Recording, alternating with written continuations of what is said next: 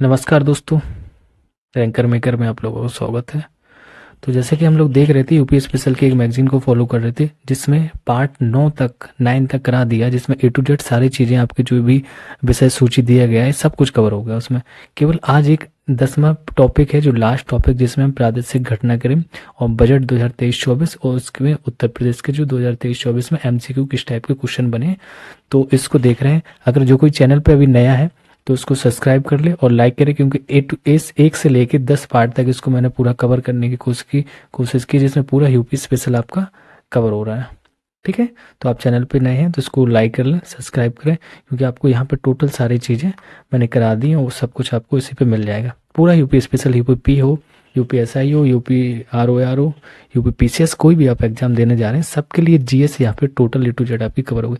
हम आज की क्लास में बात करेंगे प्रादेशिक घटनाक्रम, जो आपका लास्ट है यूपी स्पेशल का। देखिए लास्ट लेक्चर है, ये आपका 10वां लेक्चर है और इससे सारी चीज़ें आपकी खत्म हो गई। हमने 21 चैप्टर्स थे समथिंग, 21-22 टॉपिक थे, इसको 10 क्लासों में पूरा कवर कर लिया। चलिए बात करते हैं निम्न में से किस राज्य में भारत के प्रथम अमृत सरोवर का उद्घाटन किया गया था। तो किस राज्य में भारत के जो प्रथम अमृत सरोवर का उद्घाटन किया गया था, भी आपका उत्तर प्रदेश ही हो जाएगा। तो इसमें उत्तर प्रदेश में किया गया था। ये ध्यान देना कि प्रथम अमृत सरोवर की बात की गई है तो उत्तर प्रदेश। ठीक है, ये 13 मई 2022 को केंद्रीय अल्पसंख्यक मामलों के जो मंत्री मुख्तार अब्बास नकवी और उत्तर प्रदेश में जल शक्ति मंत्री रहे स्वतंत्र देव सिंह ने ये अमृत सरोवर का उद्घाटन किया था। ठीक है, ये उत्तर प्रदेश के रामपुर जिले में हुआ था। नेक्स्ट क्वेश्चन देखते हैं। नरेंद्र मोदी ने निम्नलिखित में से किस जिले में डॉक्टर संपूर्णानंद स्पोर्ट्स स्टेडियम, तो कौन सा स्टेडियम है? संपूर्णानंद स्पोर्ट्स स्टेडियम का कार्यक्रम 1800 करोड़ रुपए की योजना के उद्घाटन से किया है। तो कहाँ पे किया है? ये आपका वाराणसी में किया है। ठीक है, तो ये वाराणसी ऑप्शन यहाँ पे सही हो जाएगा। इसका एक्सप्लेनेशन देखते तो मोदी के द्वारा इसको वाराणसी में 1800 करोड़ रुपए की योजना से ये डॉक्टर संपूर्णानंद स्पोर्ट्स स्टेडियम को बनाएंगे। नेक्स्ट क्वेश्चन की बात करते हैं। पश्चिमी उत्तर प्रदेश के संदर्भ में निम्नलिखित कथनों से बात करनी है कि जो पश्चिमी उत्तर प्रदेश है उसके संदर्भ में क्या कथन सही है क्या नहीं है वो देखने। लिखा है कि उत्तर प्रदेश का पश्चिमी क्षेत्र अन्य क्षेत्रों की तुलना में अधिक विकसित है। यह क्षेत्र हरित क्रांति का साक्षी रहा है। तो इसमें देखते हैं ऑप्शन इसके आंसर क्या है। इसका ऑप्शन बी हो जाएगा। बी में दिया गया कि आपको एक तो दोनों सही है, ये हरित क्रांति का साक्षी भी रहा है और ये विकसित भी है। देखते हैं कौन सा पश्चिमी क्षेत्र आता है। तो ये जिसका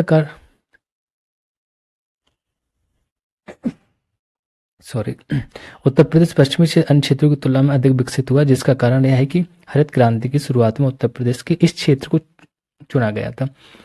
हरित क्रांति के प्रभाव से इस क्षेत्र का उत्पादन बढ़ा, जिससे यह अन्य क्षेत्रों की तुलना में आर्थिक रूप से समृद्ध हो गया। इसके साथ ही राज्य के अधिकांश औद्योगिक व्यवसाय भी पश्चिमी क्षेत्र में ही विकसित हुए, जिससे यह क्षेत्र अन्य क्षेत्रों की तुलना में अधिक वृद्धि करता है। ठीक है, तो इस टाइप से इसमें बुक से विकसित भी है और यहाँ पे हरित क्रांति का प्रभाव भी था, क्योंकि यहीं से ये क्षेत्र चुना गया था उसमें। उत्तर प्रदेश के किस जिले में मेजर ध्यानचंद क्रीड़ा विश्वविद्यालय की स्थापना की गई? तो मेजर ध्यानचंद, इनका जन्म पूछा जाता है, यूपीपी का पेपर देंगे तो इनका पूछा गया था एक उसमें जन्म, तो वो कहाँ हुआ था, वो आप प्रयागराज लगाएंगे। और ये कॉलेज की बात कर रहे हैं, कॉलेज कहाँ बना, विश्वविद्यालय, तो आपका मेरठ। ठीक है, तो ये मेरठ में बना। इसका एक्सप्लेनेशन देख लेते हैं। तो ये नरेंद्र मोदी ने जनवरी 2022 में उत्तर प्रदेश के मेरठ जिले में मेजर ध्यानचंद क्रीड़ा विश्वविद्यालय शिलान्यासन किया। विश्वविद्यालय की स्थापना 700 करोड़ रुपए की अनुमानित लागत से की गई। यह उत्तर प्रदेश का पहला खेल विश्वविद्यालय है। ज्ञात हो कि 2018 में प्रदेश का यह पहला खेल विश्वविद्यालय मणिपुर के इम्फाल में खोला गया था। तो ये प्रदेश का पहला है और देश का पहला आपका मणिपुर इम्फाल में हो गया था। फ्रांस के सहयोग से एक बृहद सौर ऊर्जा की संयंत्र स्थापना किस जिले में की गई थी? तो आपका ये मिर्जापुर हो जाएगा। फ्रांस की सहायता से मिर्जापुर में। तो ये मिर्जापुर के दादर कला गांव में फ्रांस के सहयोग से 75 मेगावाट के बृहद सौर ऊर्जा संयंत्र की स्थापना की गई। फ्रांस के तत्कालीन राष्ट्रपति जो इमैनुअल मैक्रो और प्रधानमंत्री नरेंद्र मोदी ने इसका उद्घाटन किया था और कुल लागत 650 करोड़ रुपए थी और 5 लाख यूनिट बिजली प्रतिदिन का उत्पादन की बात की थी। थोड़ा एक ऊपर का क्वेश्चन देख लेते हैं। इसमें लिखा था कि ये क्रीड़ा शिलान्यासन किया विश्वविद्यालय इतने में थी। उत्तर प्रदेश का पहला विश्वविद्यालय, ठीक है, और भारत का पहला इम्फाल, ठीक, वही चीज क्लियर करना था। नेक्स्ट क्वेश्चन है, संयुक्त राष्ट्र संघ के पर्यावरण कार्यक्रम द्वारा जारी वार्षिक फ्रंटियर रिपोर्ट 2022। तो जो संयुक्त राष्ट्र संघ जो पर्यावरण है कार्यक्रम करता है, इसमें ये राष्ट्रीय फ्रंटियर रिपोर्ट जारी करता है। इसके अनुसार दुनिया का सर्वाधिक ध्वनि प्रदूषण युक्त भारत का कौन सा शहर है? तो ध्वनि प्रदूषण युक्त बताना में, तो आपका मुरादाबाद है। तो ये क्वेश्चन बहुत पूछा जाएगा। और संयुक्त राष्ट्र संघ के पर्यावरण कार्यक्रम जारी, ये जो वार्षिक फ्रंटियर रिपोर्ट 2022 के अनुसार दुनिया का दूसरा सर्वाधिक प्रदूषण युक्त 114 डेसिबल शहर का मुरादाबाद शहर है। इस रिपोर्ट में पहले स्थान पर बांग्लादेश है, लेकिन हमें अपने देश का बताना था, तो वो आपका मुरादाबाद, बांग्लादेश के ढाका शहर, और तीसरे स्थान पर पाकिस्तान के इस्लामाबाद शहर को। इस्लामाबाद में तो बारूद, गोली, बम, पटाखे की आवाज आती हुई, है ना। निम्नलिखित में से कौन उत्तर प्रदेश राज्य की एक प्रख्यात पद्मश्री व्यक्तित्व नहीं है? तो प्रख्यात पद्मश्री व्यक्तित्व किसका नहीं, कौन नहीं है? तो आपके यहाँ पे महादेवी वर्मा जी हो जाएंगे, क्योंकि ये आधुनिक युग की मीरा कही जाती थी और इनका जन्म फर्रुखाबाद में हुआ था। भारत सरकार ने पद्म भूषण और पद्म विभूषण पुरस्कार से सम्मानित किया था, इन्हें पद्मश्री से सम्मानित नहीं किया गया। तो यही पूछा गया था, है ना। बस वर्ष 2023 में कुल 106 पद्म पुरस्कार प्रदान किए गए, जिसमें से 6 पद्म विभूषण थे, मैंने बताए थे पद्म, और 9 आपके पद्म भूषण, और 91 पद्म विभूषण पद्मश्री पुरस्कार थे। दिसंबर 2021 में की नीति जो आयोग द्वारा जारी एक स्वास्थ्य सूचकांक के चौथे संस्करण निम्नलिखित राज्यों में किसने छोटे राज्यों की श्रेणी में सर्वश्रेष्ठ प्रदर्शन किया? तो आई थिंक इसका गोवा होना चाहिए, 8 का सी हो जाएगा। गोवा नहीं है, ये मिजोरम है सबसे छोटे राज्यों में, ठीक है। तो सर्वश्रेष्ठ प्रदर्शन मिजोरम ने दिसंबर 2021 में नीति आयोग द्वारा जारी राज्य स्वास्थ्य सूचकांक के चौथे संस्करण में छोटे राज्यों की श्रेणी में सर्वश्रेष्ठ प्रदर्शन किया, जबकि बड़े राज्यों की श्रेणी में केरल, तमिलनाडु सबसे बेहतर प्रदर्शन करने वाले राज्य है। राज्य स्वच्छ सूचकांक के चौथे चरण का वार्षिक स्वच्छ राज्य प्रगतिशील भारत था।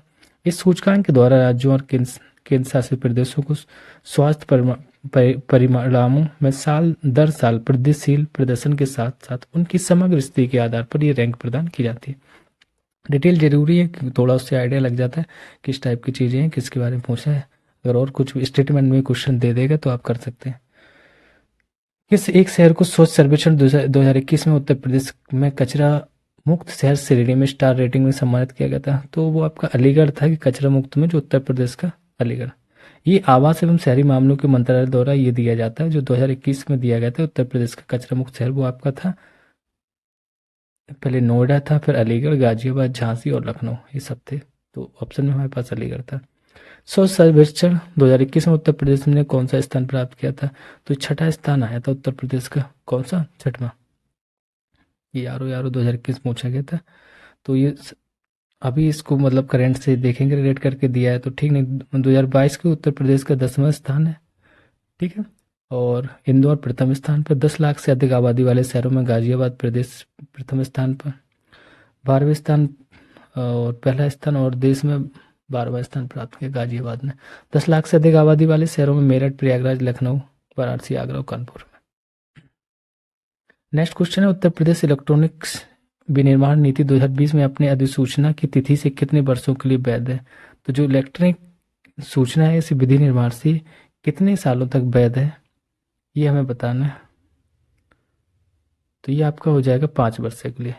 जो उत्तर प्रदेश इलेक्ट्रॉनिक विनिर्माण नीति 2020 अपने अधिसूचना की तिथि से 5 वर्षों के लिए वैध है। संपूर्ण उत्तर प्रदेश नीति के अंतर्गत आच्छादित है और उत्तर प्रदेश के इलेक्ट्रॉनिक्स विनिर्माण नीति 2020 के प्रभावी क्रियान्वयन हेतु आईटी एवं इलेक्ट्रॉनिक्स विभाग उत्तर प्रदेश के शासन के अधीन एक नोडल संस्था नामित की गई। यह संस्था राज्य में इलेक्ट्रॉनिक्स विनिर्माण इकोसिस्टम के सतत विकास हेतु एक नीतिगत वातावरण के सृजन हेतु उत्तरदायी होगी। यह इकोसिस्टम के सभी हितधारकों के साथ संपर्क हेतु एकल खिड़की के रूप में कार्य करेगी। अंतर्राष्ट्रीय चावल अनुसंधान संस्थान का दक्षिण एशिया क्षेत्रीय केंद्र कहाँ पर स्थित है? तो आपका सी हो जाएगा, वाराणसी में। कौन सा? अंतर्राष्ट्रीय चावल अनुसंधान संस्थान है, दक्षिण एशिया की बात कर रहा है, तो इसका जो क्षेत्रीय कौन है? वाराणसी।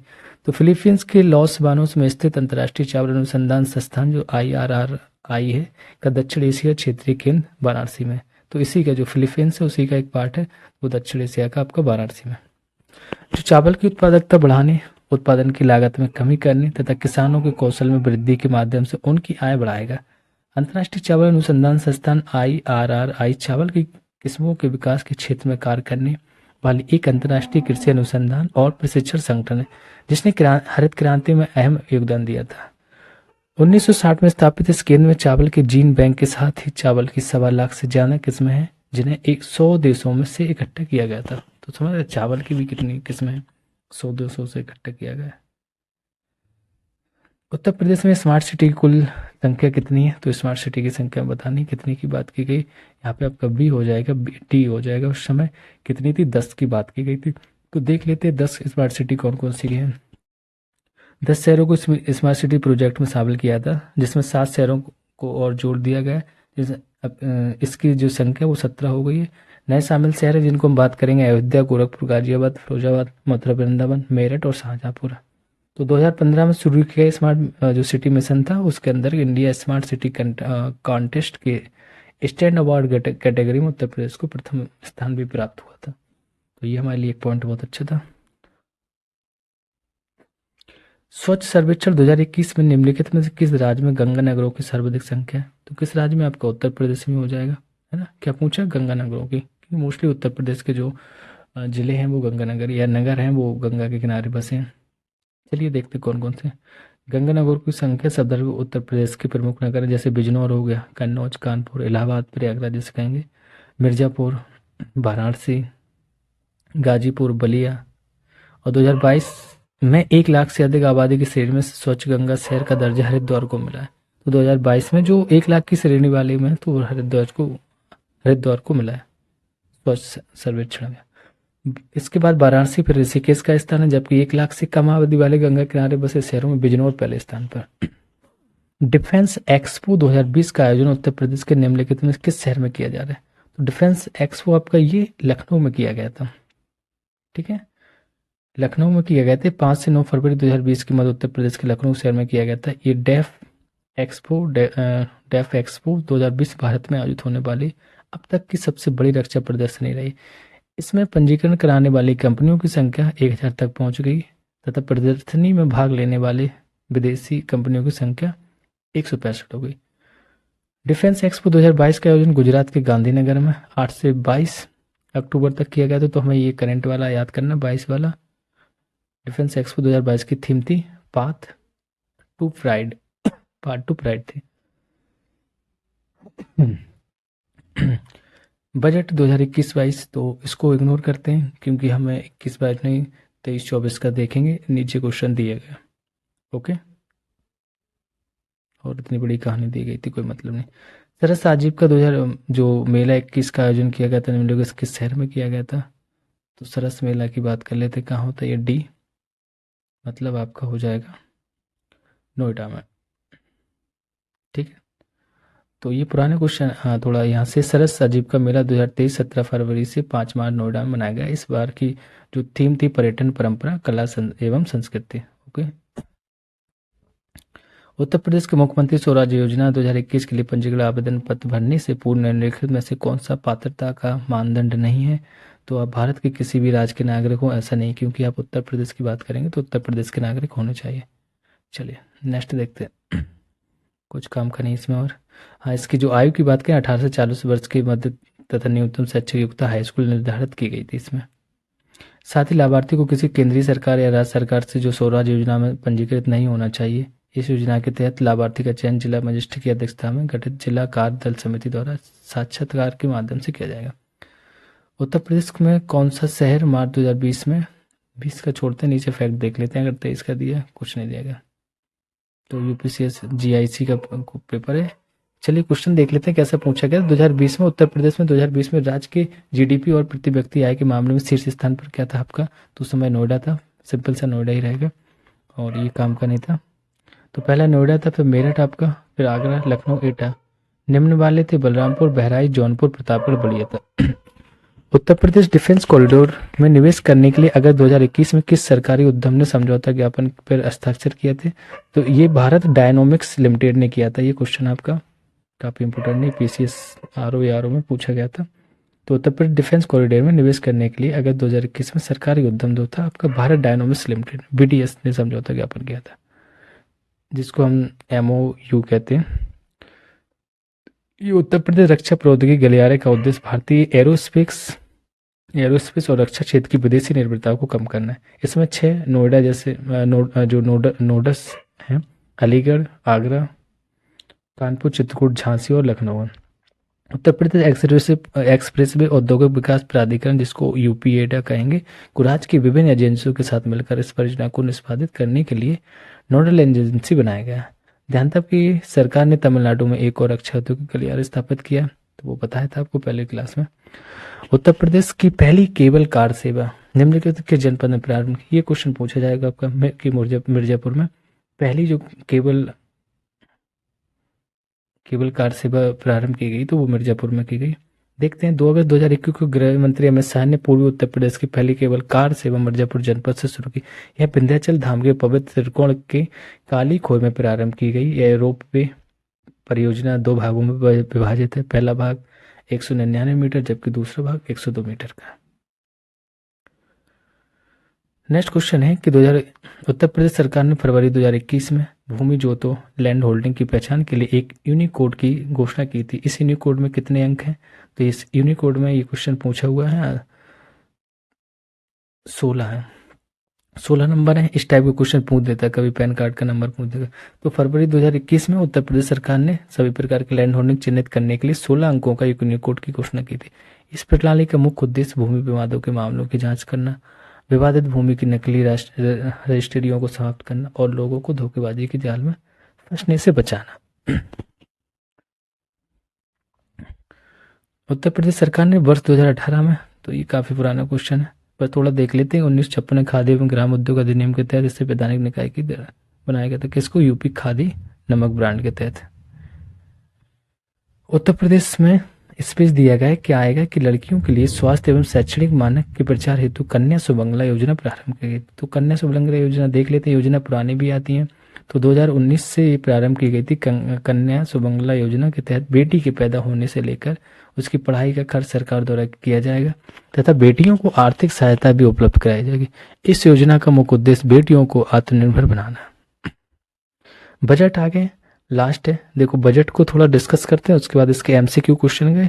तो ये आपकी लास्ट टॉपिक पार्ट नंबर 10 है, 10वें पार्ट पे हम लोग हैं भाग में। इसमें आपका पूरा यूपी स्पेशल फिनिश है। जो कोई अभी तक क्लास अगर ये अब देख रहा होगा और उसे लग रहा है कि हमारा यूपी का इस कवर नहीं हो पा रहा है, तो इसके पीछे आप जाएंगे 9 टॉपिक और डले A to Z 1 से लेकर 10 तक आप देख लीजिए पूरा UP special, UP PCSO, RO UP SI, UP P, किसी भी एग्जाम के लिए इससे कुछ बाहर नहीं आएगा, आप देख सकते हैं।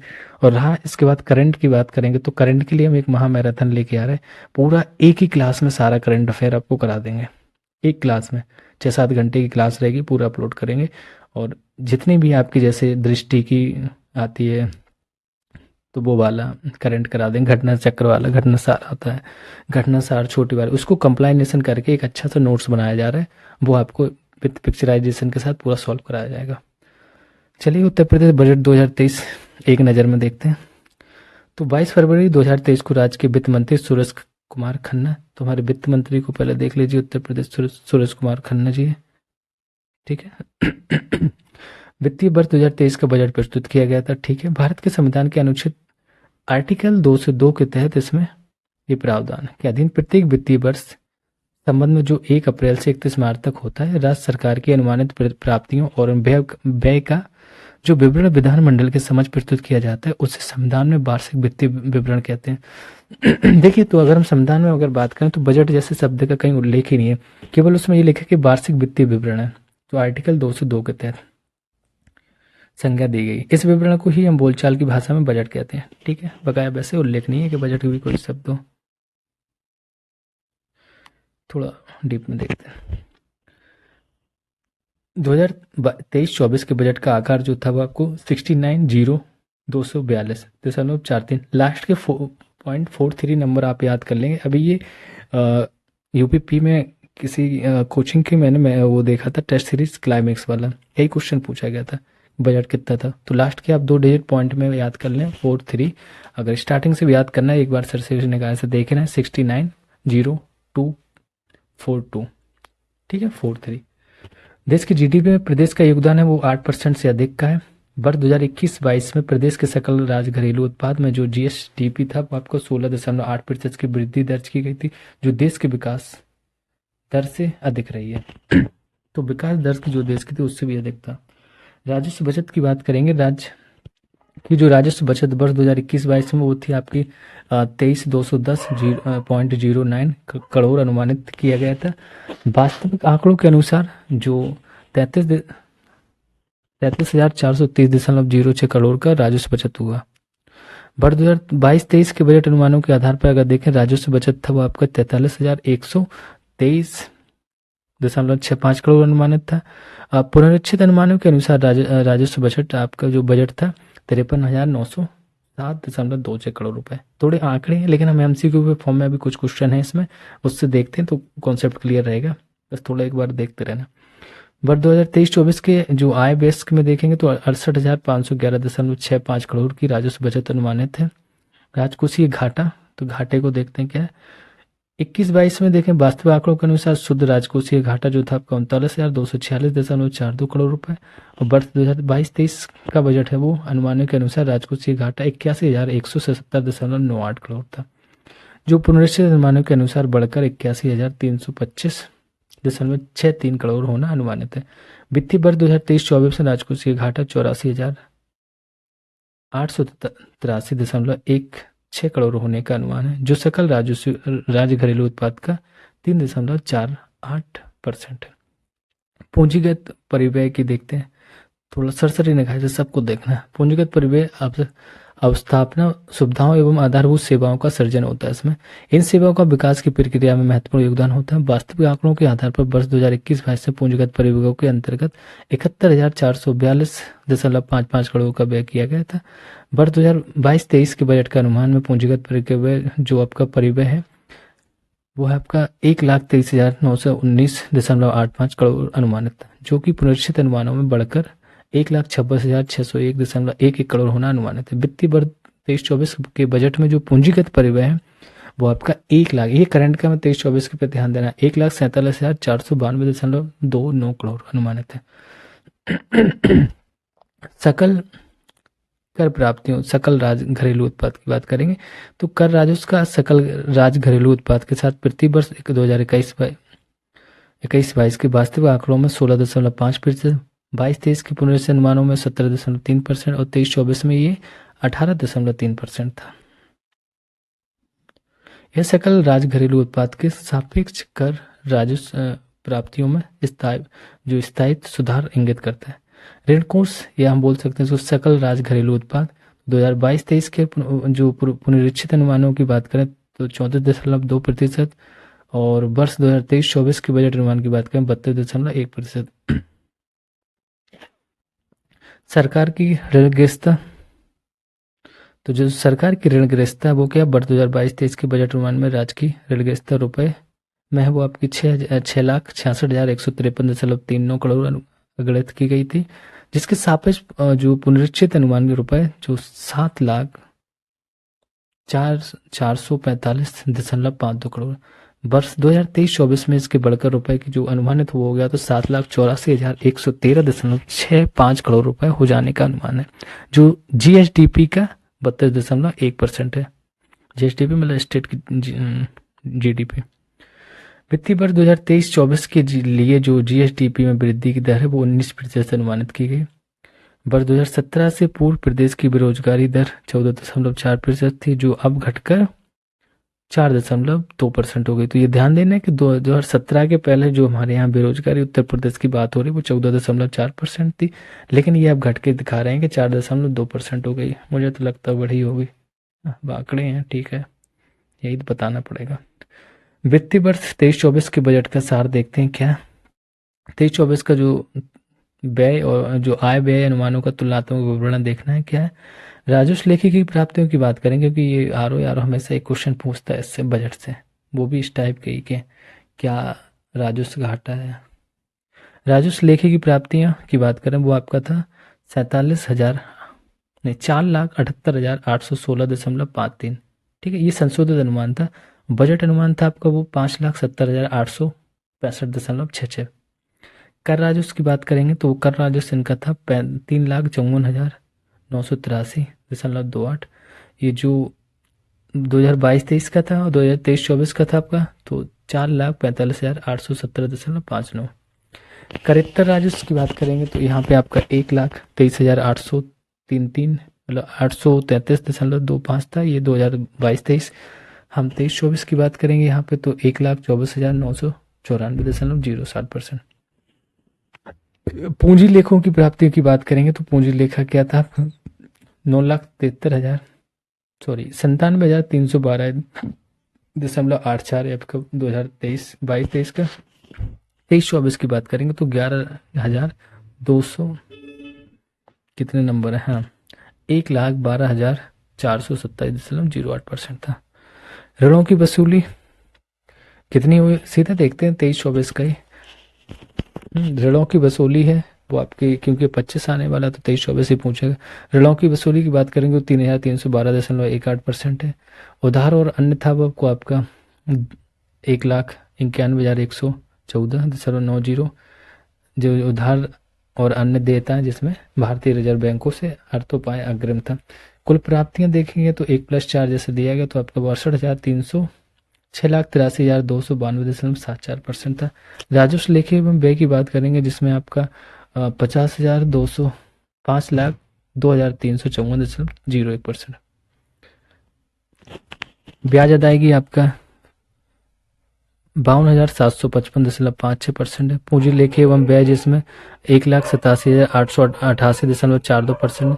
पूंजीगत व्यय की बात करेंगे तो वो आपका है 1,47,617.29%। ऋण की अदायगी जिसमें भारतीय रिजर्व बैंक से प्राप्त अर्थोपाय अग्रिम का प्रतिपादन वो आपका 10,000 रुपये थे। तो इस टाइप की ये सारी चीजें थी, आंकड़े हैं, देखना जरूरी रहता है। उसी के आगे थोड़े से और है। कुल व्यय की बात करेंगे 8.10 है वो 8+10 की बात करेंगे जिसमें आपको 6,90,242.43% कुल व्यय था इनका।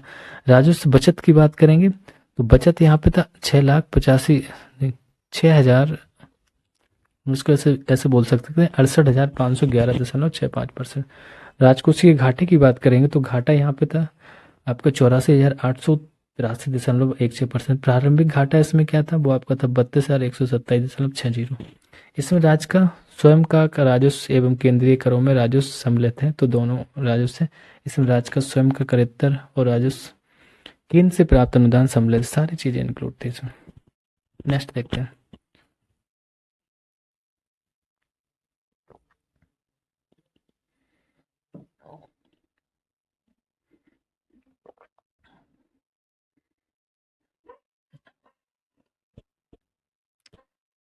लिखा है कि 10 से 12 फरवरी 2023 के मध्य Uttar Pradesh global investor summit 2023 में 25,000 से अधिक निवेशकों ने प्रतिभाग किया, जिसमें 33.50 लाख करोड़ रुपए के 19,000 से अधिक समझौते ज्ञापनों पर हस्ताक्षर किए गए। ये फैक्ट है, ये इंपोर्टेंट है। इसमें अधिकांश समझौता ज्ञापन नवीकरणीय ऊर्जा जो 16% पर, इलेक्ट्रॉनिक की बात करेंगे तो 12%, औद्योगिक पार्क के लिए 11%, शिक्षा आपका 9%, लॉजिस्टिक 9% सेक्टर में किए गए। 1 दिसंबर 2022 से 30 नवंबर 2023 के मध्य विश्व के सबसे शक्तिशाली 20 देशों के समूह G20 के सम्मेलन की मेजबानी का गौरव भारत सरकार को प्राप्त हुआ, जिसमें 200 से अधिक बैठकें हो गई। इनमें से उत्तर प्रदेश के 4 शहरों में लखनऊ, आगरा, वाराणसी, ये ध्यान देना। तो G20 की जो मोस्टली पहले आपके लखनऊ, आगरा, वाराणसी और ग्रेटर नोएडा में कुल 11 बैठकों का आयोजन किया गया था। तो 4 शहर थे उत्तर प्रदेश के जिसमें टोटल 11 बैठक होनी थी। प्रधानमंत्री आवास एवं योजना ग्रामीण एवं शहरी के अंतर्गत आवास निर्माण, ग्रामीण शौचालय निर्माण, सूक्ष्म लघु एवं माध्यम उद्योग की स्थापना और स्मार्ट सिटी मिशन के अंतर्गत इंडिया स्मार्ट सिटी अवार्ड जो कॉन्टेस्ट में तथा PFMS पोर्टल द्वारा DBT के माध्यम से लाभार्थियों को धनराशि हस्तांतरण करने के मामले में उत्तर प्रदेश देश में प्रथम स्थान है। ठीक है, इस टाइप में प्रथम है। ये फैक्ट है, बहुत इंपॉर्टेंट। देखो सारी चीजें, इसको एक समरी दी गई है। दुग्ध उत्पादन, गन्ना एवं चीनी उत्पादन तथा एथेनॉल की आपूर्ति में उत्तर प्रदेश प्रथम स्थान पर। कृषि निवेशों पर किसानों के देय अनुदान DBT के माध्यम से भुगतान करने वाला देश में उत्तर प्रदेश प्रथम पहला स्थान है। कोरोना के बचाव हेतु वैक्सीनेशन के जो 39.20 करोड़ रुपए से अधिक डोज लगाने वाला देश में उत्तर प्रदेश प्रथम स्थान पर। उत्तर प्रदेश चिकित्सा शिक्षण संस्थान स्थापित कर संचालित करने वाला देश का अग्रणी राज्य बन गया। भारत सरकार द्वारा स्टार्टअप रैंकिंग के तहत उत्तर प्रदेश को इंस्पायरिंग लीडर के रूप में सम्मानित किया गया। तो उत्तर प्रदेश कौशल विकास नीति को लागू करने वाला देश का प्रथम राज्य बन गया। अटल पेंशन योजना के अंतर्गत पंजीकरण करने में उत्तर प्रदेश में प्रथम स्थान पर। तो ये सारी चीजें आपकी होंगी। किसान के बारे में थोड़ा देख लेते हैं, क्योंकि ये किसान का भी क्वेश्चन आता है। प्रदेश के लगभग 46,22,000 गन्ना किसानों को वर्ष 2017 से अब तक 1,96,000 करोड़ रुपए से अधिक का रिकॉर्ड गन्ना मूल्य भुगतान कराया गया, जो वर्ष 2012 से 17 तक की अवधि में किए गए कुल गन्ना मूल्य भुगतान का 95,125 करोड़ रुपए से 86,728 करोड़ रुपए अधिक है। देखो 17 के पहले क्या सरकार थी दूसरी, तो वो उसी डाटा को लेते कि हम अपनी उपलब्धियां दिखाती है सरकार। गन्ना उत्पादन में लगभग आपका 1,08,75 टन प्रति हेक्टेयर की वृद्धि से किसानों की आय में औसतन 349 रुपए प्रति क्विंटल की दर से 34,656 रुपए प्रति हेक्टेयर की वृद्धि हुई है। इसके अतिरिक्त गन्ने के साथ अंतर फसली खेती में कृषकों को लगभग 25% की अतिरिक्त आय हुई है। रबी विपणन वर्ष में अगर बात करें 2022-23 में, तो 2015 में जो 2015 रुपए प्रति क्विंटल गेहूं का रेट रखा गया, न्यूनतम समर्थन मूल्य निर्धारित था। इस विपणन वर्ष के दौरान किसानों के खातों में PFMS पोर्टल के माध्यम से 675 करोड़ रुपए का भुगतान किया गया। खरीफ विपणन वर्ष 2022-23 के अंतर्गत भारत सरकार द्वारा कॉमन श्रेणी हेतु रुपया 2040 तथा ग्रेड ए हेतु रुपए 2060 रुपए प्रति क्विंटल निर्धारित किया गया। इस विपणन में खरीफ का मतलब कि धान आ जाएगा। इस विपणन वर्ष के दौरान किसानों के खातों में PFMS पोर्टल के माध्यम से 12,000 करोड़ रुपए का भुगतान किया। तो प्रधानमंत्री किसान सम्मान निधि की बात करते हैं। इस योजना के अंतर्गत 2022-23 में किसानों के खाते में DBT के माध्यम से 51,639.68 करोड़ रुपए से अधिक की धनराशि हस्तांतरित की गई है। प्रदेश के डार्क जोन में किसानों को निजी नलकूप कनेक्शन पर लगे प्रतिबंध को हटाने से 1 लाख किसान लाभान्वित हो गए। महिला एवं बाल विकास की बात करते हैं क्या, तो मुख्यमंत्री जो कन्या सुमंगला योजना है कि इसके अंतर्गत प्रति लाभार्थी को रुपए 15,000 तक की धनराशि लाभान्वित किया जा रहा है। वित्तीय वर्ष 23-24 में हेतु 1,050 करोड़ रुपए की व्यवस्था प्रस्तावित है। मुख्यमंत्री सामूहिक विवाह योजना हेतु 600 करोड़ रुपए धनराशि की व्यवस्था प्रस्तावित है। अन्य पिछड़ा वर्ग के निर्धन व्यक्तियों की पुत्रियों की शादी अनुदान योजना हेतु 150 करोड़ रुपए की व्यवस्था प्रस्तावित है। महिला सामर्थ्य योजना के अंतर्गत वित्तीय वर्ष 2023-24 के बजट में 63 करोड़ रुपए की व्यवस्था प्रस्तावित है। निष्कासित विधवाओं के जो भरण पोषण अनुदान योजना के अंतर्गत वर्तमान में 32,62,000 निष्कासित महिलाओं को पेंशन दी जा रही है। इसके लिए वर्ष 2023-24 के बजट में 4,032 करोड़ रुपए की व्यवस्था प्रस्तावित है। प्रदेश में नियमित टीकाकरण के अंतर्गत अक्टूबर 2022 तक 95% बच्चों को टीका लगाया गया। मिशन इंद्रधनुष के अंतर्गत 36,82,000 से अधिक बच्चों एवं 10,31,000 से अधिक गर्भवती माताओं को टीकाकरण किया गया। नेक्स्ट देखते हैं क्या और दिए गए कुछ फैक्ट है। प्रदेश में कानून एवं शांति व्यवस्था में महिलाओं की अधिक से अधिक भागीदारी सुनिश्चित करनी होती तो 3 महिला PSC बटालियन का गठन भी किया जा रहा है। युवाओं के लिए देखते हैं क्या बजट में प्रावधान था। युवा के लिए स्वामी विवेकानंद या युवा सशक्तिकरण योजना के तहत छात्रों को टैबलेट स्मार्टफोन देने हेतु वित्तीय वर्ष 2023-24 में 3600 करोड़ रुपए की व्यवस्था प्रस्तावित की गई। उत्तर प्रदेश स्टार्टअप नीति जो 2020 के तहत ये इनक्यूबेटर्स को बढ़ावा देने तथा स्टार्टअप के लिए सीड फंड हेतु 100 करोड़ रुपए की व्यवस्था की गई थी। ग्रामीण क्षेत्रों में युवा उद्यमियों को एग्रीटेक स्टार्टअप्स की स्थापना हेतु एग्रीकल्चर एक्सीलरेटर फंड के लिए 20 करोड़ रुपए प्रस्तावित किए गए। रुपए के बारे में देखते हैं, कहाँ से रुपए आता है, कितना कहाँ जाता है। तो इसकी क्या देखते हैं विशेषता 23-24 में। चलिए देखते हैं यहाँ पे कि जो लोक लेखा शुद्ध है इसका आपका वो 0%। यहाँ से नहीं, कुछ बड़ा फैक्ट उठाते हैं।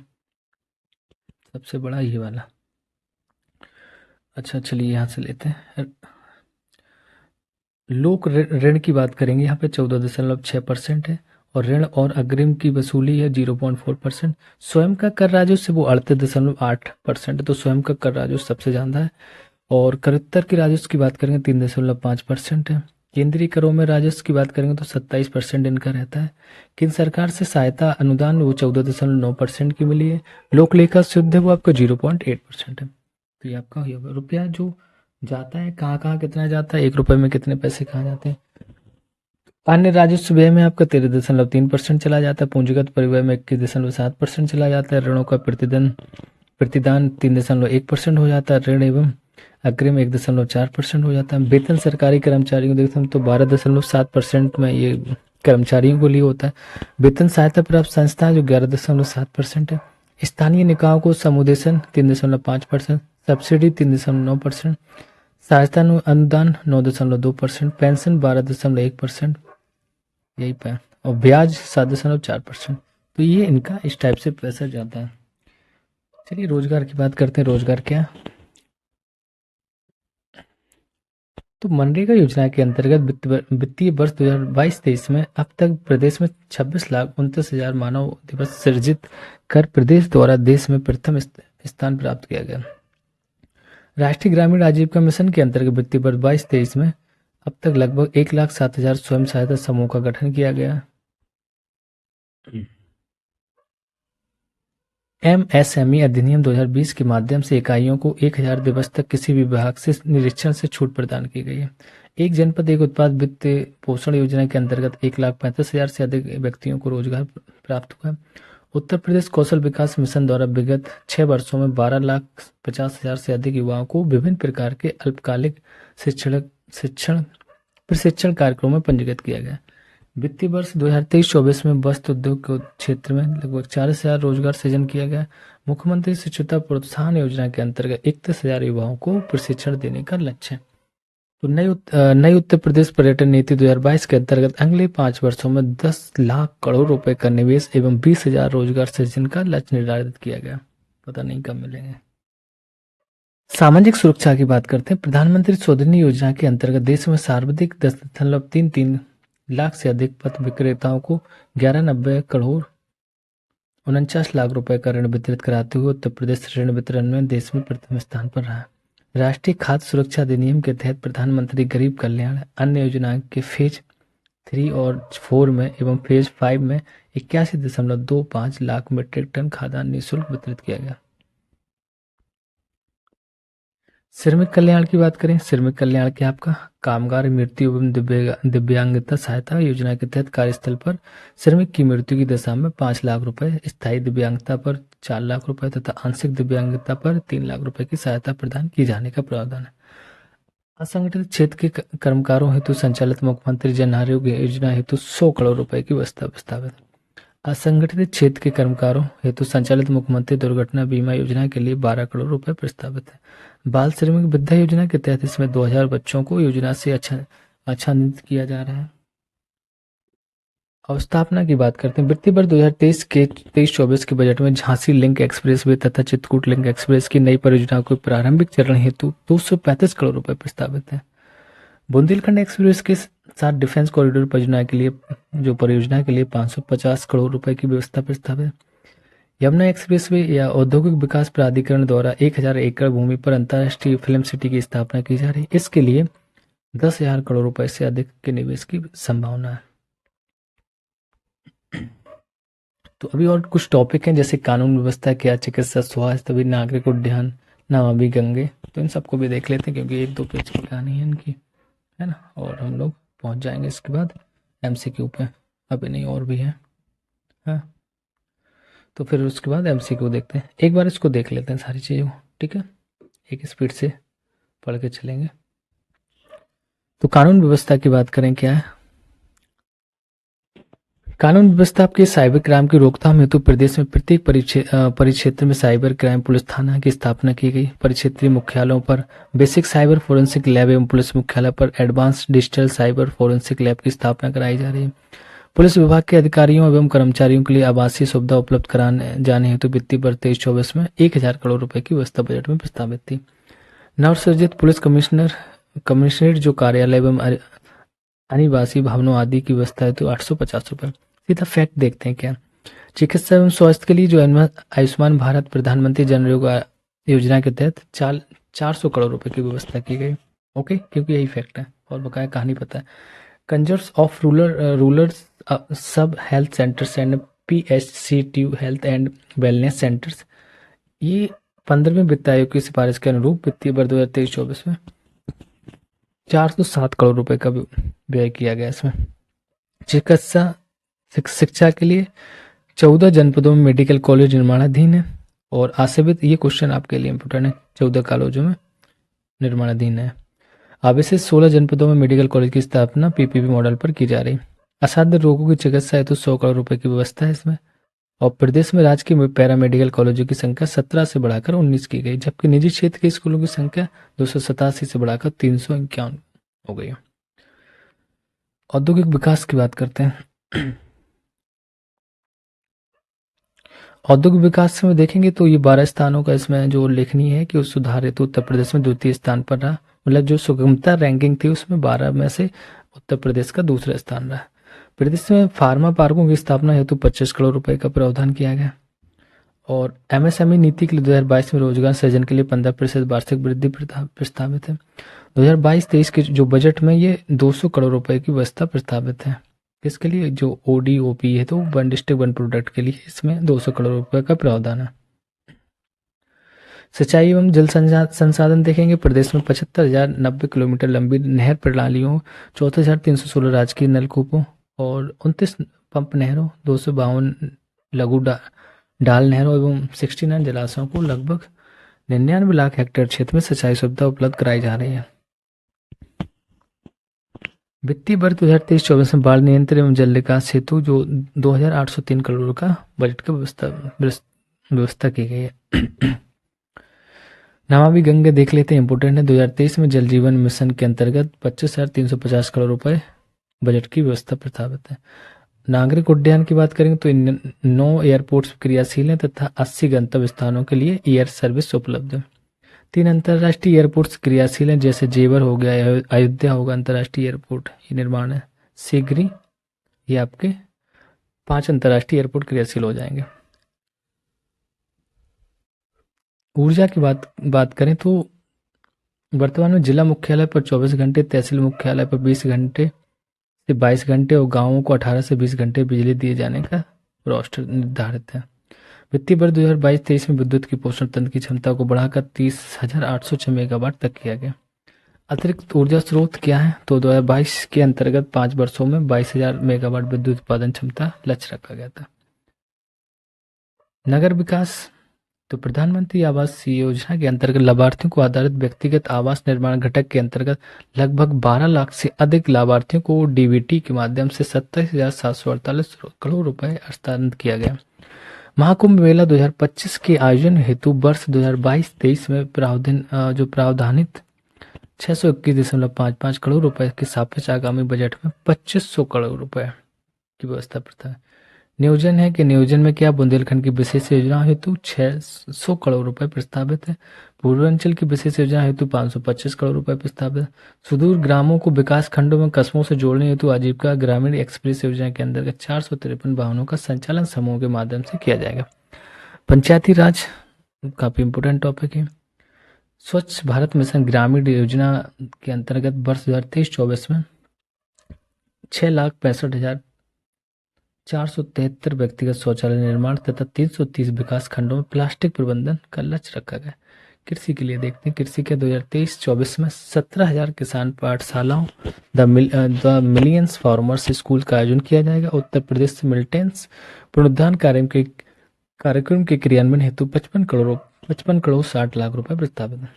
पशुपालन तो प्रदेश के निराश्रित बेसहारा गोवंश की समस्या के निराकरण हेतु प्रदेश के समस्त जनपदों में 187 बृहद गो संरक्षण केंद्र का निर्माण कराया जा रहा है, जो लक्षित है, जिसमें 171 केंद्रों का निर्माण कार्य पूर्ण हो गया। उद्यान एवं खाद्य प्रसंस्करण की बात करेंगे तो ये 100 करोड़ का प्रस्तावित है। इसमें 2022 में सहारनपुर में centre of excellence for Honey की स्थापना के लिए 10 करोड़ रुपए का प्रावधान, ये इंपोर्टेंट था आपका। शिक्षा देख लेते हैं, चलिए क्या शिक्षा पे बात करते हैं लोग। ऑपरेशन कायाकल्प प्राथमिक विद्यालयों की अवस्थापना सुविधाओं का विकास के लिए 1,000 करोड़ रुपए प्रस्तावित है। केंद्र सरकार की सहायता से पीएम श्री प्रधानमंत्री स्कूल और राइजिंग इंडिया नामक नई योजना प्रदेश में क्रियान्वित की जा रही। ग्राम पंचायत एवं वार्ड स्तर पर डिजिटल लाइब्रेरी की स्थापना की जाने की योजना शुरुआत की गई। प्रोजेक्ट अलंकार राजकीय प्राथमिक विद्यालयों में विभिन्न अवस्थापना सुविधाओं के विकास के लिए चलाया गया। विंध्याचलम धाम मंडल में माँ विंध्याचली राज विश्वविद्यालय की स्थापना, मुरादाबाद मंडल में राज विश्वविद्यालय की स्थापना की जाएगी। देवी पाटन मंडल की माँ पाटेश्वरी देवी राज विश्वविद्यालय की स्थापना की जाएगी। सहारनपुर, फतेहपुर एवं बलिया स्पोर्ट्स कॉलेज का निर्माण किया जाएगा। निर्माण से श्रमिकों के बच्चों की शिक्षा के लिए प्रत्येक राजमंडल में 1000 बालक बालिकाओं के लिए कक्षा 6 से 12 तक अध्ययन हेतु अटल आवासीय विद्यालय का संचालन 2023-24 में किया जाएगा। थोड़ा सा राजकोषीय घाटा का विश्लेषण दिया गया, चलिए ये देखते हैं। इसके बाद आपका नेक्स्ट पेज है जिसमें हम एमसीक्यू पढ़ेंगे और ये खत्म। तो राजकोषीय घाटा का विश्लेषण देखते हैं। राजकोषीय घाटा 3 घटक होते हैं: राजस्व घाटा, पूंजीगत परिव्यय तथा शुद्ध प्रदत्त ऋण एवं अग्रिम। वर्ष 2023-22 में राजकोषीय घाटा की प्रवृत्ति एवं उसका अपघटन तथा सकल घरेलू उत्पाद के साथ अनुपात तालिका में दिया गया। चलिए देखते हैं 22-23 में। तो मेरे हिसाब से 23-24 का आप देखें कोई मतलब नहीं है 22-23 का। तो 23-24 में बजट अनुमान जो था आपका वो था 68,511.65 और जो प्रस्तावित किया गया और पूंजीगत परिव्यय हुआ था वो आपका 1,47,492.29%। फिर इसका शुद्ध प्रदत्त ऋण अग्रिम हुआ था वो 5,902.52%। राजकोषीय घाटा जिसमें हुआ था वो आपका 84,883.16 हुआ था। ठीक है, तो ये जो परसेंटेज में देखेंगे तो पूरा 2.81% था। और ये आपका जो राजस्व बचत था 2.81%। पूंजीगत परिव्यय की बात करेंगे 6.05%। ये आपका शुद्ध प्रदत्त ऋण एवं अग्रिम था 0.24%। राजकोषीय घाटा 3.48%। टोटल सकल घरेलू उत्पाद वो था आपका 2,04,39,171 सकल घरेलू उत्पाद जीएसडीपी में प्रतिशत के रूप में संकेतक क्या थे वो देख रहे हैं। सीधा सा फैक्टर दिए गए परसेंटेज में कितने थे। 2 मत थे इसके कि राज्य का स्वयं का कर राजस्व था 10.8%। ये नहीं देखना, पहले वाला हमें देखना लास्ट का 10.8%, वो भी आपको उसमें भी वो 2 था। अगले 3 वर्षों के लिए 10.8%, फिर 2024-25 में 10.9% हो सकता है, तो 27-28 में 26-27 में 11%। ठीक है, राज्य का स्वयं का कृत्व राजस्व था वो आपका था 1% और ये आगे 1% से कम और किया गया। फिर थोड़ा सा और कम करते जाएंगे 0.9, फिर 0.9, फिर 0.8। मतलब हम इसको ये तो वो कर है ना, इसको कम ही करना है। राजस्व बचत की बात करेंगे तो बचत आपका 2.8% हुआ था। और 2024 की में बात करेंगे 24-25 में 3 करने का है इनका अनुमान। उसके आगे 25-26 में 3.3, 26-27 में 3.5 के हमें इसको बचत करना। ये इंपॉर्टेंट है कि राजकोषीय घाटा, तो राजकोषीय घाटा 3.97% रहा है ये 2023-22 में। और 23-24 में 3.48%। और 24-25 की बात करेंगे 3.24%। 25-26 में 2.95%। 26-27 में 2.80%। कुल उधार एवं अन्य दायित्व तो ये 32.1% 23-24 में रहा है। 24-25 में 31.7%। 25-26 में 31% और 26-27 में 30.2%।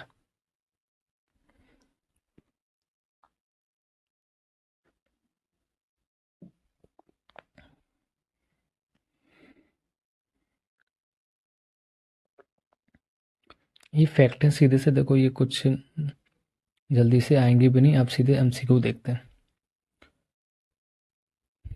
एक पेज और है। फरवरी 2023 में प्रस्तुत उत्तर प्रदेश बजट 2023-24 का आकार कितना था? तो मैंने बताया था कि आप सीधा सा क्या देखेंगे।